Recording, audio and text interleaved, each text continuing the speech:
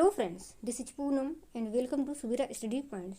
Friends, आज का हमारा टॉपिक है बाल विकास के सिद्धांत और ये सीडीपी का सेकेंड चैप्टर है और ये स्पेशली सीटेट के लिए है। तो आज हम बात करेंगे बाल विकास के सिद्धांत के बारे में। इसके अलावा बाल विकास की अगर बात करें तो इसका सामान्य अर्थ होता है बालक का विकास।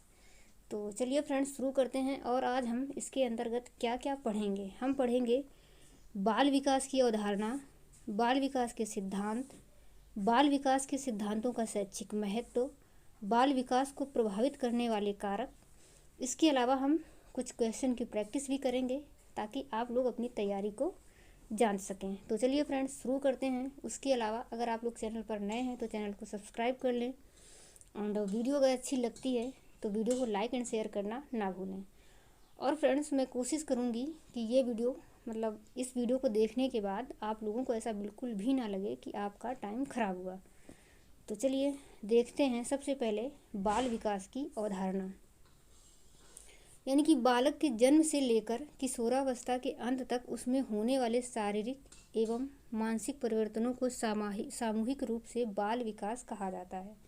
तो पिछले वीडियो में हमने विकास को समझाया था, यानी कि विकास जीवन पर्यंत चलता है, लेकिन यहाँ पर बात बाल विकास की हो रही है, यानी कि एक बालक के विकास की। तो बाल विकास के अंतर्गत जन्म से लेकर किशोरावस्था तक के अध्ययन को बाल विकास कहा जाता है। तो उस टाइम जो भी शारीरिक चेंजेस या मानसिक परिवर्तन जो भी आते हैं उनको सामूहिक रूप से बाल विकास के अंतर्गत रखा जाता है।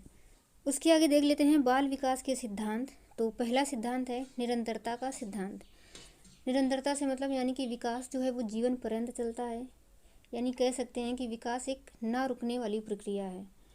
तो विकास जो है वो जीवन भर चलता रहता है, यानी कि हम जो है पूरे जीवन डेवलप होते रहते हैं, मानसिक रूप से या सामूहिक रूप से किसी न किसी रूप में हमारा विकास होता रहता है।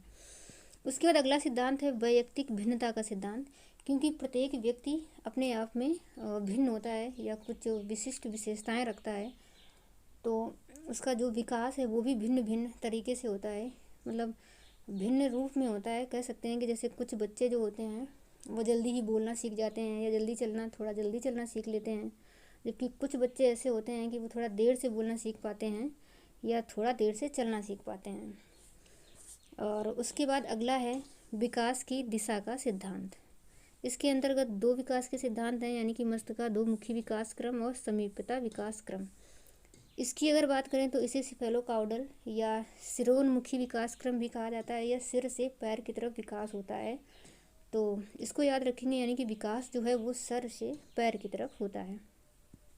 समीपता विकास क्रम यानी कि पास से दूर का सिद्धांत।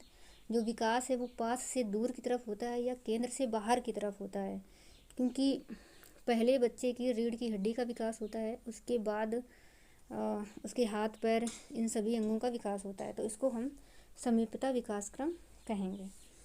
उसके बाद अगला है एकीकरण का सिद्धांत। एकीकरण का सिद्धांत के अंतर्गत यानी जब एक बच्चा छोटा होता है तो वह किसी भी चीज़ को पकड़ने के लिए या कोई भी काम करने के लिए अपने पूरे शरीर का प्रयोग करता है। जैसे अगर आप उसे एक छोटा सा पेन भी दे रहे हैं तो वह ऐसे दोनों हाथों से पकड़ने की कोशिश करता है, क्योंकि उसको ऐसा नहीं पता कि ये पेन उंगलियों से भी यानी कि हाथ से भी पकड़ा जा सकता है। लेकिन धीरे धीरे वह अपने सभी अंगों का अलग अलग प्रयोग करना सीख जाता है। तो इसे हम कहेंगे एकीकरण का सिद्धांत। फिर है वर्तुलाकार प्रगति का सिद्धांत, यानी कि जो विकास होता है वो एक सीधी रेखा में ना होकर वर्तुलाकार होता है। क्योंकि जैसे एक छोटा बालक होता है तो शैशवावस्था में उसका जो शारीरिक विकास है, मानसिक विकास है, बहुत तेज़ी से होता है और उसके बाद विकास की गति थोड़ी धीमी हो जाती है। यानी कि विकास कभी भी एक ही सीधी रेखा में बराबर नहीं चलता, वो वर्तुलाकार होता है। उसके बाद क्रमबद्धता का सिद्धांत, यानी कि विकास एक क्रम में होता है। पहले शैशवावस्था आएगी, फिर बाल्यावस्था, फिर किशोरावस्था। तो जो विकास होता है वो एक क्रम से ही होता है, क्रमिक रूप से होता है। हाँ, ऐसा ज़रूर है जैसे कि वैयक्तिक भिन्नता के कारण कुछ बच्चे थोड़ा जल्दी चलना सीख जाते हैं, कुछ थोड़ा लेट से, लेकिन होगा क्रम से ही। यानी कि पहले शैशवावस्था आएगी, बाद में बाल्यावस्था, उसके बाद किशोरावस्था। इस तरीके से विकास जो होता है वो क्रमिक रूप से होता है। उसके बाद अगला सिद्धांत है भविष्यवाणी या पूर्व कथनीयता का सिद्धांत। तो यानी कि बच्चों को देखकर भी भविष्यवाणी या पूर्व कथन किया जा सकता है, ऐसा कहा जा सकता है कि जो इसका विकास है भविष्य में ये बच्चा किस तरीके से विकसित होगा उसके बारे में थोड़ा अनुमान लगाया जाता है उसकी बुद्धि वगैरह देख करके। उसके बाद अगला है विकास, परिपक्वता और सीखने का उत्पाद है। यानी कि हम कह सकते हैं जब हम कुछ सीखने के लिए परिपक्व होंगे तभी हम उसको अच्छे से सीख पाएंगे। यानी कि अगर एक छोटा बच्चा है क्लास फर्स्ट या सेकेंड का, तो उसे हम 10th 12th के क्वेश्चन नहीं करवा सकते, क्योंकि वो उनको सीखने के लिए अभी परिपक्व नहीं है। तो जब वह परिपक्व, ऐसा नहीं है कि वो सीख नहीं सकता है, लेकिन वो अभी नहीं सीख सकता है। जब वह उतना बड़ा हो जाएगा या उस क्लास में आ जाएगा तभी उन चीज़ों को वो। उसके बाद अगला जो सिद्धांत है वो है समान प्रतिमान का सिद्धांत। यानी कि जो व्यक्ति होते हैं, किन्हीं भी दो व्यक्तियों की अगर हम तुलना करें तो वो उनमें वैयक्तिक भिन्नता होती है, किंतु फिर भी उनमें जो विकास होता है वो समान रूप से होता है, यानी कि विकास का क्रम समान होता है। फिर है अगला परस्पर संबंध का सिद्धांत। यानी कि जो विकास है वो परस्पर संबंध का परिणाम है, क्योंकि जैसे किसी का अगर शारीरिक विकास अच्छा है, यानी कि वो शारीरिक रूप से अच्छा है, तो उसका मानसिक विकास भी अच्छा होगा, उसका सांवेगिक विकास भी अच्छा होगा, भाषाई विकास। यानी कि जो विकास है वो आपस में परस्पर संबंधित होता है। उसके बाद अगला है विकास सामान्य से विशिष्ट की ओर चलता है। कहने का मतलब ये है कि विकास सामान्य से विशिष्ट की तरफ, यानी कि जब हम छोटे बच्चे को कुछ चीज़ सिखाते हैं तो पहले हम उसे सामान्य चीज़ें सिखाते हैं, बाद में उसके विशिष्ट गुणों के बारे में बताते हैं। जैसे कि इसको एक उदाहरण लेकर समझ लेते हैं। यानी कि अगर किसी बच्चे को हम कुछ सिखा रहे हैं तो पहले अगर हमें उसको पेड़ के बारे में बताना है तो पहले बच्चे को पेड़ को ही सिखाया जाता है, और वह पूरे पेड़ को ही देखता है। अगर उससे पूछा जाए तो वह सिर्फ पेड़ ही बताएगा कि वह एक पेड़ है, लेकिन बाद में धीरे धीरे उसके पेड़ की पत्तियाँ, डालियाँ, जड़ें आदि के बारे में हम उसको सिखाते हैं। तो इसका ये मतलब है, यानी कि विकास जो है वो सामान्य से विशिष्ट की तरफ चलता है। पहले उसे सामान्य चीज़ें सिखाई जाती हैं, फिर उसके विशिष्ट गुणों को बताया जाता है। उसके बाद आगे देख लेते हैं बाल विकास के सिद्धांतों का शैक्षिक महत्व। तो शैक्षिक महत्व की अगर बात करें तो बाल विकास के सिद्धांतों के ज्ञान के फलस्वरूप शिक्षकों को बालकों की रुचियों, क्षमताओं के अनुरूप अध्यापन में सहायता मिलती है। मतलब हम कह सकते हैं कि एक शिक्षक जब बालकों की रुचियों, क्षमताओं को जान लेता है तो उसी के अकॉर्डिंग वह उसे कोई चीज़ सिखाता है। तो उचित पाठ्यक्रम का निर्धारण, यानी कि जब हम बालक की रुचियों, क्षमताओं को जान लेंगे तो उसी के अकॉर्डिंग हम पाठ्यक्रम का निर्धारण भी करेंगे, और समस्याओं का समाधान करना भी आसान हो जाएगा। यानी कि जब हम उसकी क्षमताओं को जान लेते हैं तो उसकी जो समस्याएं हैं उसका समाधान आसानी से कर पाएंगे। बालकों के मार्गदर्शन, परामर्श एवं निर्देशन में भी सहायता मिलती है।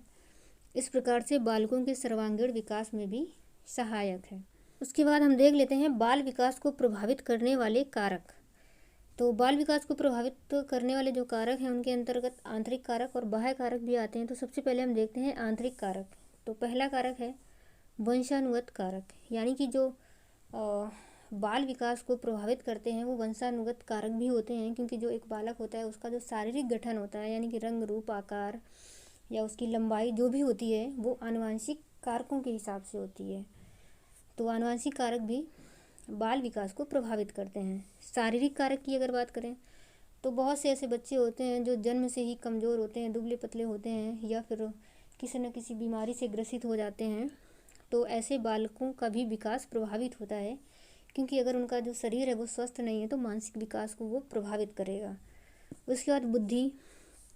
तो जो बौद्धिक क्षमता होती है वो भी आनुवंशिक कारकों के हिसाब से होती है, क्योंकि जैसे पूर्वजों की बौद्धिक क्षमता रही होती है उसी तरीके से उसका प्रभाव बच्चों पर भी पड़ता है।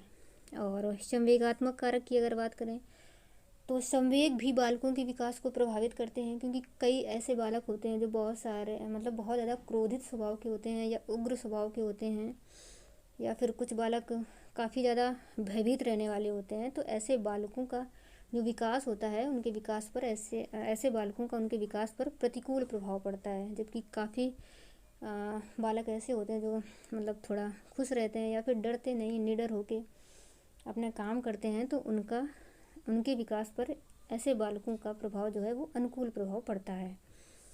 और सामाजिक प्रकृति तो सामाजिक प्रकृति भी बाल विकास को प्रभावित करती है, क्योंकि जैसे भी समाज में उनका पालन पोषण हो रहा होता है, तो अगर समाज अच्छा है यानी कि सामाजिक प्रकृति उनकी अच्छी है तो उसके विकास पर अनुकूल प्रभाव पड़ेगा, और सामाजिक स्थिति अच्छी नहीं है तो थोड़ा सा प्रतिकूल प्रभाव पड़ता है बालक के विकास पर।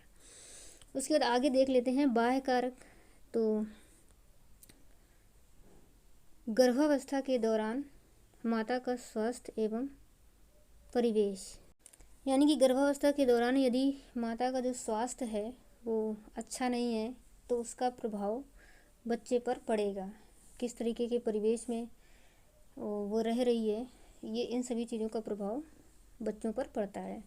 जीवन की घटनाएं, तो जीवन की घटनाओं की अगर बात करें तो जीवन की कई ऐसी घटनाएं होती हैं जिनका प्रभाव बालक पर पड़ता है।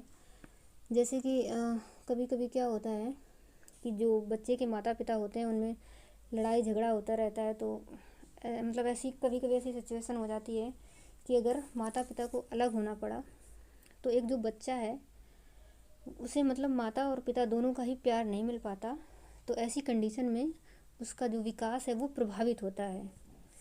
और इसके अलावा भौतिक वातावरण की अगर हम बात करें तो भौतिक वातावरण की बात यही है कि मतलब उसका जो विकास है वो किस परिवेश में हो रहा है, उसके साथ कौन कौन लोग रह रहे हैं या कैसे लोगों के साथ रह रहा है, तो इन सभी चीज़ों का प्रभाव उसके विकास पर पड़ेगा। सामाजिक आर्थिक स्थिति का भी प्रभाव बालक के विकास पर पड़ता है, क्योंकि अगर सामाजिक स्थिति अच्छी नहीं है तो सामाजिक स्थिति अच्छी ना होने के कारण उसकी पढ़ाई लिखाई प्रभावित होती है, या फिर बहुत सी ऐसी चीज़ें हैं जो प्रभावित होती हैं, खेल कूद या कई सारी चीज़ों में वह पीछे रह जाता है। तो ये सारी चीज़ें जो हैं वो बालक के विकास को प्रभावित करती हैं, क्योंकि अगर उसकी आर्थिक स्थिति अच्छी नहीं है तो उसकी बेसिक नीड्स ही पूरी नहीं हो पाती। तो इन सभी चीज़ों के अभाव में उसका विकास काफ़ी ज़्यादा प्रभावित होता है, और विकास जब प्रभावित हो रहा है यानी कि उसकी बेसिक ज़रूरतें पूरी नहीं हो पा रही हैं तो उसका मानसिक विकास भी प्रभावित होगा, और मानसिक विकास प्रभावित होने के साथ साथ उसका सामाजिक विकास भी प्रभावित होगा। उसके बाद आगे अब हम कुछ क्वेश्चन की प्रैक्टिस कर लेते हैं। तो पहला प्रश्न है, विकास एक क्रमिक एवं मंद गति से चलने वाली प्रक्रिया है, इसका संबंध निम्न में से किस विचारक से है। यानी कि ये कथन किसका है, तो ये कथन है स्किनर का। इन्होंने कहा है कि विकास एक क्रमिक एवं मंद गति से चलने वाली प्रक्रिया है, क्योंकि मैंने भी ये बताया कि विकास क्रम से चलता है किंतु ये मंद गति से चलने वाली प्रक्रिया है, यानी कि विकास एक सीधी रेखा में नहीं चलता है बल्कि ये क्रमिक होता है। अगला क्वेश्चन, बच्चे के विकास के सिद्धांतों को समझने में शिक्षक की सहायता करता है। शिक्षार्थी की आर्थिक पृष्ठभूमि को पहचानने में, शिक्षार्थियों को क्यों पढ़ाना चाहिए यह औचित्य स्थापित करने में, शिक्षार्थियों की भिन्न अधिगम शैलियों को प्रभावी रूप से संबोधित करने में, या फिर शिक्षक के सामाजिक स्तर को पहचानने के लिए। तो इसके लिए ऑप्शन हमारा सही हो जाएगा 3rd नंबर, यानी कि शिक्षार्थियों की भिन्न अधिगम शैलियों को प्रभावी रूप से संबोधित करने में। विकास कभी न समाप्त होने वाली प्रक्रिया है, ये विचार किससे संबंधित है। तो अंतर संबंध, निरंतरता, एकीकरण या फिर अंतःक्रिया। तो विकास कभी न समाप्त होने वाली प्रक्रिया है, यानी कि विकास जो है वो निरंतर चलने वाली प्रक्रिया है।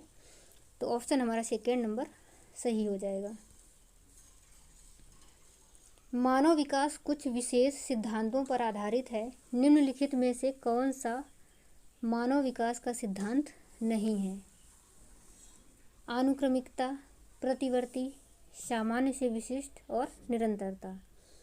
तो इसके लिए हमारा ऑप्शन सही हो जाएगा प्रतिवर्ती, क्योंकि अनुक्रमता यानी कि विकास क्रम से होता है, सामान्य से विशिष्ट की तरफ होता है और निरंतर चलता है। तो इसमें ये पूछा है कि कौन सा सिद्धांत नहीं है, तो ये सभी सिद्धांत हैं, और इसमें से जो ये 3rd नंबर है ये वाला विकास का सिद्धांत नहीं है। तो ऑप्शन हमारा 3rd नंबर सही हो जाएगा। उसके बाद अगला क्वेश्चन, बाल विकास का निम्नलिखित में से कौन सा सिद्धांत ये बताता है कि लगभग बालकों के गत्यात्मक और भाषाई विकास में एक निश्चित प्रतिमान और क्रम दिखाई देता है। निरंतरता, विकास क्रम की एकरूपता का सिद्धांत, एकीकरण का सिद्धांत या फिर विकास की दिशा का सिद्धांत। तो इसके लिए हमारा ऑप्शन सही हो जाएगा विकास क्रम की एकरूपता का सिद्धांत, क्योंकि विकास जो है वो एक निश्चित क्रम में होता है तो ऑप्शन हमारा विकास की क्रम की एकरूपता का सिद्धांत सही हो जाएगा। अगला क्वेश्चन, बाल विकास का कौन सा सिद्धांत ये बताता है कि शारीरिक विकास की दृष्टि से पिछड़े बालक संवेगात्मक, सामाजिक एवं बौद्धिक विकास में भी उतने ही पीछे रह जाते हैं। परस्पर संबंध का सिद्धांत, विकास क्रम की एकरूपता, एकीकरण या फिर विकास की दिशा का सिद्धांत। तो हमने बताया था कि अगर वह शारीरिक रूप से पिछड़ा है कोई बालक तो उसका सामवेगिक विकास, मानसिक विकास सभी प्रभावित होगा। यानी कि किस सिद्धांत के अंतर्गत, क्योंकि जो विकास होता है वो परस्पर संबंधित होता है। तो ऑप्शन हमारा ए नंबर सही हो जाएगा। उसके बाद अगला क्वेश्चन है, बाल विकास का कौन सा सिद्धांत यह बताता है कि जिन बच्चों में औसत से अधिक वृद्धि होती है वे शारीरिक, सामाजिक एवं सामाजिक विकास में भी काफ़ी आगे बढ़े हुए पाए जाते हैं। तो ये भी वही चीज़ है कि परस्पर संबंध का सिद्धांत। तो ऑप्शन हमारा ए नंबर सही हो जाएगा। उसके बाद अगला है, बाल विकास का निम्नलिखित में से कौन सा सिद्धांत यह बताता है कि बालक सबसे पहले अपने सिर और भुजाओं की गति पर नियंत्रण करना सीखता है और उसके बाद फिर अपने पैरों पर। तो इसके लिए हो जाएगा विकास क्रम की एकरूपता का सिद्धांत, परस्पर संबंध का सिद्धांत या विकास की दिशा का सिद्धांत या एकीकरण का सिद्धांत। तो इसके लिए ऑप्शन हमारा सही हो जाएगा विकास की दिशा का सिद्धांत, क्योंकि इसी में मैंने बताया था कि जो विकास होता है वो सिर से पैर की तरफ होता है। तो बालक पहले अपने सिर और भुजाओं पर नियंत्रण करेगा, उसके बाद पैरों पर। तो ऑप्शन हमारा थर्ड नंबर सही हो जाएगा। अगला क्वेश्चन है, बाल विकास का कौन सा सिद्धांत ये बताता है कि बालक पहले पूरे हाथ को, फिर अंगुलियों को और फिर हाथ और अंगुलियों को एक साथ चलाना सीख लेता है। परस्पर संबंध का सिद्धांत, सामाजिक अधिगम का सिद्धांत, एकीकरण का सिद्धांत या फिर निरंतरता का सिद्धांत। तो ये सारी चीज़ें मैंने बताई हुई हैं, यानी कि इसके लिए हमारा जो ऑप्शन है वो सही हो जाएगा एकीकरण का सिद्धांत, क्योंकि बालक पहले पूरे हाथ, तो मतलब पूरे हाथ से ही कोई चीज़ पकड़ता है, फिर वह अंगुलियों का प्रयोग करना सीख लेता है और फिर हाथ और अंगुलियों को एक साथ चलाना सीख लेता है। तो ये जो इसके लिए ऑप्शन सही हो जाएगा थर्ड नंबर। उसके बाद अगला क्वेश्चन, बाल विकास के विभिन्न सिद्धांतों के आधार पर निम्नलिखित में से कौन सा कथन सत्य है? विकास की प्रक्रिया क्रमबद्ध रूप से आगे बढ़ती है। विकास धीरे धीरे एवं निश्चित समय पर होता है। एक ही जाति विशेष के सभी सदस्यों में विकास की कुछ समान विशेषताएं दिखाई देती हैं। तो इसके लिए जो हमारा ऑप्शन है कौन सा सही हो जाएगा? यानी कि विकास प्रक्रिया क्रमबद्ध रूप से आगे बढ़ती है, सही है।